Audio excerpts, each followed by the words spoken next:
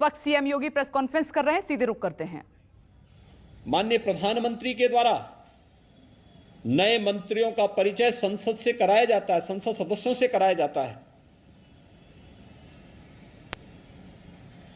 आपने देखा होगा मंत्रिमंडल के परिचय के कार्यक्रम में ग्रामीण पृष्ठभूमि से जुड़े हुए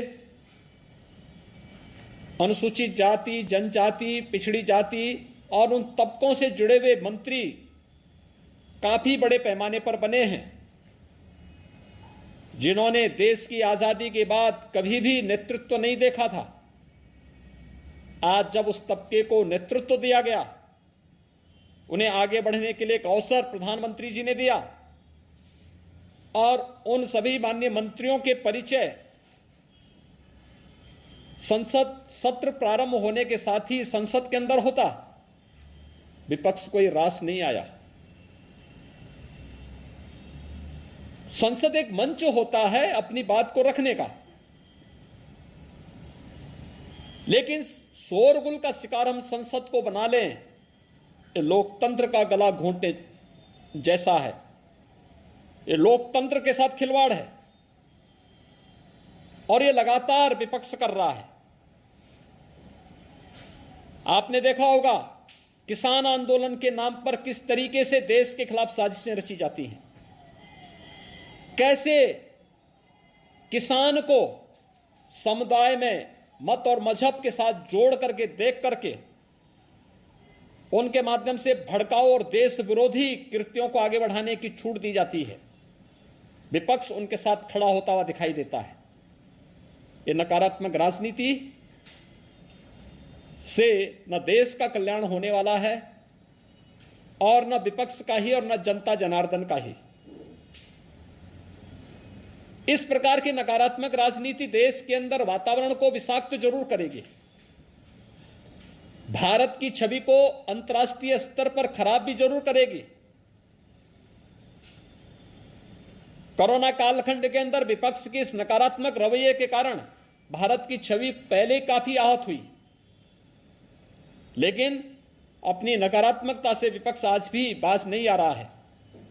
तथ्यहीन झूठे आरोप लगा लगा करके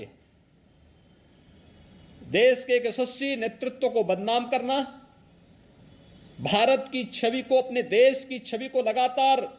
निरंतर धूमिल करना, यह विपक्ष के एजेंडे का हिस्सा बन चुका है। उनकी कुत्सित मंशाएं कभी पूरी नहीं होंगी। जनता जनार्दन समय आने पर उन्हें फिर से जवाब देगा, वैसे ही जवाब देगा जैसे 2019 के लोकसभा चुनाव के ठीक पहले राष्ट्रीय सुरक्षा से जुड़े हुए अहम मुद्दों पर, राफेल जैसे मुद्दों को ला करके उस समय विपक्ष ने देश का वातावरण खराब करने का प्रयास किया था। बाद में उनको मुंह की खानी पड़ी थी, न्यायालय में भी और जनता जनार्दन की अदालत में भी। इस बार फिर से संसद सत्र के इस महत्वपूर्ण मुद्दे पर, जहां पर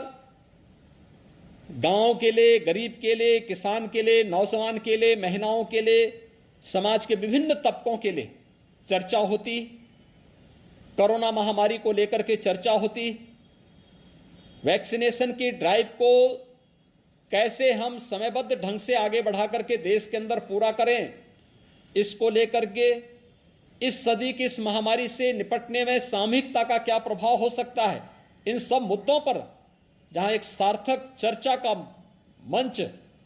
संसद होता, चर्चा का मंच न बना करके शोरगुल और केवल आरोप प्रत्यारोप के साथ ही तथ्यहीन और झूठे आरोप, मनगढ़ंत आरोप लगा करके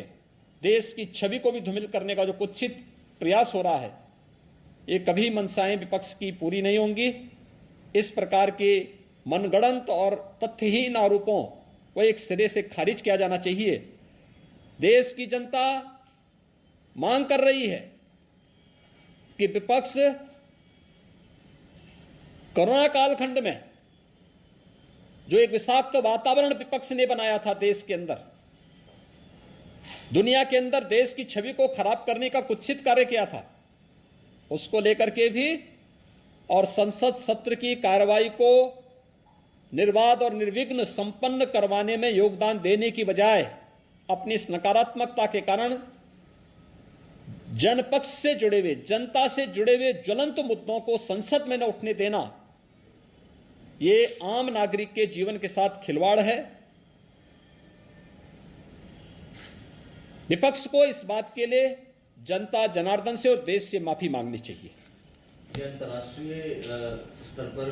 साजिश है या सिर्फ विपक्ष की साजिश? देखिए, ये एक बहुत बड़ी साजिश का हिस्सा है कि भारत के संसद सत्र के ठीक पहले, जिस संसद सत्र में किसानों के मुद्दे को लेकर के, कोविड के मुद्दे को लेकर के और देश से जुड़ी हुई अन्य महत्वपूर्ण मुद्दों को लेकर के सार्थक चर्चा होती, तमाम ऐसे बिल्स थे जिन पर आगे चर्चा बढ़ा करके देश के हितों के लिए, 130 करोड़ लोगों के हितों के लिए कार्य होता, उस पर कार्य संसद में होने देने की बजाय विपक्ष जिस नकारात्मक भूमिका के साथ आया है, ये अत्यंत दुखद है, दुर्भाग्यपूर्ण है।